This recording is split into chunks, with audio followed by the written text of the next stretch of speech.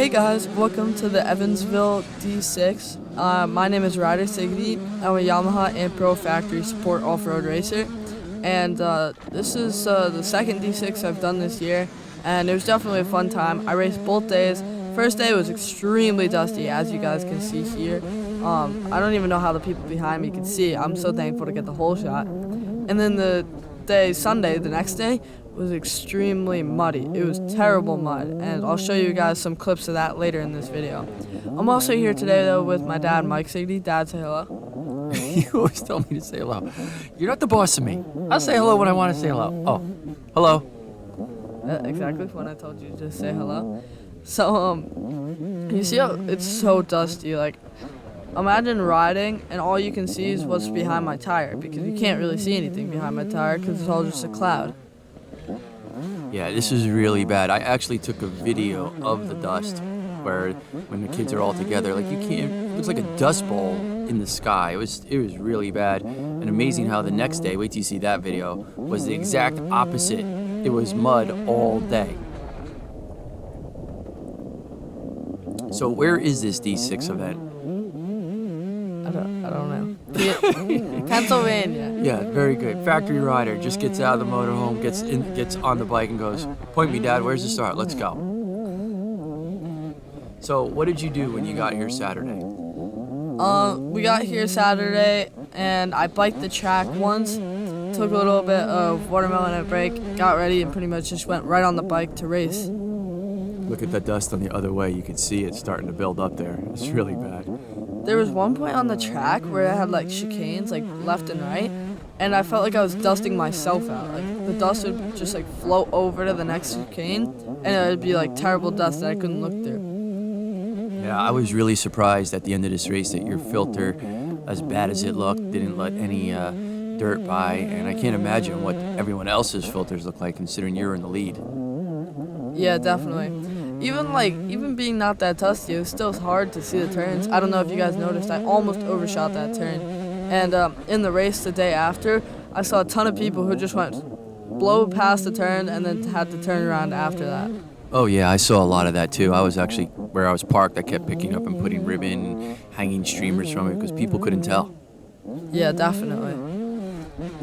So I have a question, guys. When I get the whole shot sometimes, and there's really not much passing in the video, there's not much like too exhilarating clips, I never know if I should make the video longer or shorter. My dad thinks this one's too long, but in the comments let us know if you think it should be shorter, less clips, or maybe a little bit longer even, and I won't be offended at all no matter what you say. We had a lot of people come up to us this weekend and tell us they watch our videos and they really like them. They watch them as a family. They watch them on the TV. And one thing that we ask, we also give away a lot of shirts, right? We give away shirts and hats. If you want to come to our motorhome, we have some free stuff. We ask people if they could just please comment, say anything. Saying commenting because you asked me to comment. It doesn't matter. And so many people tell us that they can't because they're watching it on a TV, so I get it. But if you have a phone and you have a Google or YouTube account and you can just comment on it, that would really be greatly appreciated, because Ryder works really hard at these videos, editing them when he's exhausted, trying to get them out in time so people can watch them, and it would help us out. Also, if you come up to us at the race and you'd say, "I'd like to be in your video," as you'll see, we have a fan at the end of this video who said he wanted to be in it, so we just put a quick little picture of you in there. Also, if you race this event, we'd like to know what you think. There was a bunch of races going on this weekend. There was the D6 event and there was a Noya event. And I think the Ryder did the D6 on Saturday, kids race, and he did his second adult main event on Sunday. And I think that one's really going to be the most exciting one. Wait till you see that one. That one should be, I haven't seen it yet, a lot better with a lot more crashing. How many times did you crash on the first lap? The first lap, I had to have fallen down at least 3 times maybe. And what about the hill climbs? Yeah, I got stuck on this one hill climb almost every lap, and I had to turn around, go back down, and try again. So that would definitely be a little more exciting, but we'll show you here. Now, this D6 event was held at, I guess this is a motocross track where they have open practices where people can ride. And it's funny because they had sprinkler systems and they had a water truck, but I don't know, they didn't didn't use it, or I think they actually used it Friday night, but it looked like it all dried up by Saturday. And which is really weird too, because the weather forecast here, this is what it looked like Sunday, the same track. Yeah, this is the exact same spot on the exact same track. It's kind of hard to tell because one was a little faster than the other. It was faster when it was dry. But look, we're both making this right-hand turn, and it doesn't look terribly muddy on the bottom one, but the only reason it doesn't look muddy is because this is like one of the few clean spots on the GoPro where it's like where you could see it just because it wasn't that muddy. Like, this is probably the easiest part on the course for the mud in the bottom right-hand corner. So he raced the main event on Sunday. I raced the morning event, and even my full-size 250, some of the water holes were over the wheels. And I was like, oh my God, he's going to drown his bike.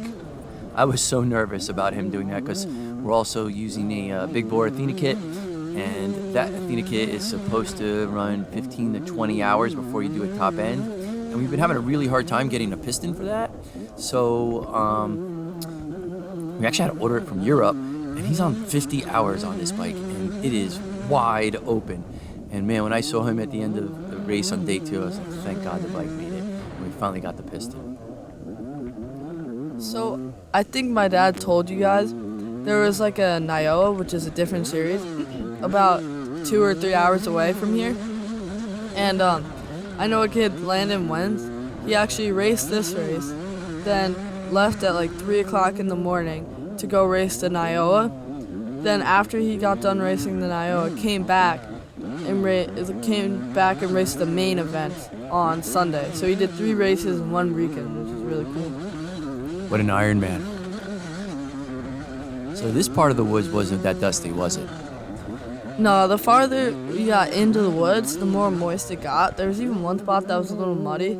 Like, even right there, it was a little bit muddy. It's not bad, it's just not dusty like it is out in the fields.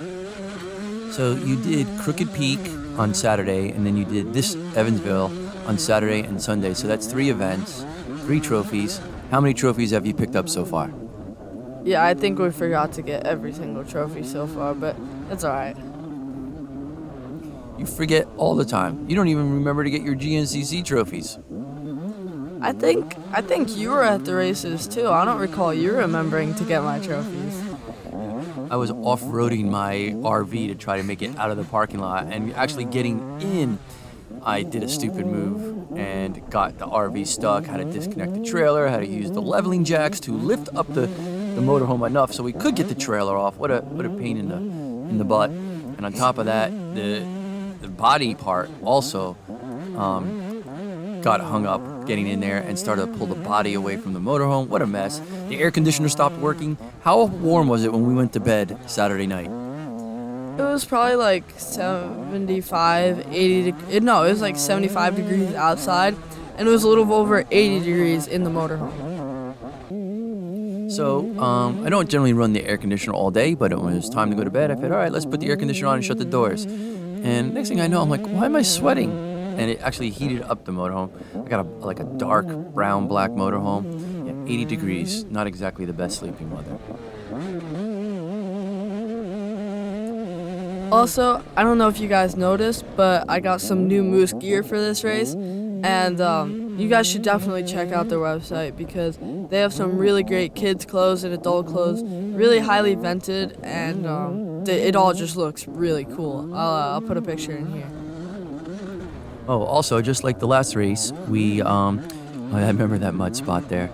I ended up connecting my little Karcher power washer to the gray tank on my motorhome, and it was enough to clean the bike. Now, I know it doesn't look very muddy here, but somehow the bike was covered in mud. There must have been like one mud hole the whole day that you kept going through. Maybe it was that section. That was pretty cool how it got sideways like that. Oh, yeah, and then look, I pulled this tear off in the air. I don't know. I just thought it looked cool.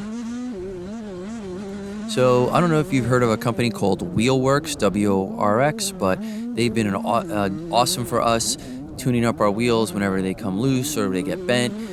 He makes them stronger, puts in heavy-duty spokes, sometimes drills the hubs to accept those spokes, sells wheels, and if you use Sigety 10 on their website, you'll get 10% off. He also does a lot with vintage stuff as well too. So check it out, Wheel WRX. So as this video comes to a close, don't forget to check out our next D6 video, which in my opinion, way more exciting. And please like, please subscribe, please comment. And I hope you enjoyed this video, and I hope your racing and riding is going well. And hopefully we'll see you at some of the upcoming events. Before we get to the end of the video, I just thought that was a really cool like motocross section in the middle of the like in the middle of nowhere. Like we just came out of the woods and there was motocross jumps, and then you went back into the woods. But anyway guys, like my dad said, we'll see you in the next one. Make sure to check out the video for tomorrow's race. See ya. What's your name, young man? Babish. And what do you race? 85. Awesome. And who do you watch on YouTube? Ryder Sigety. Yeah, that's it.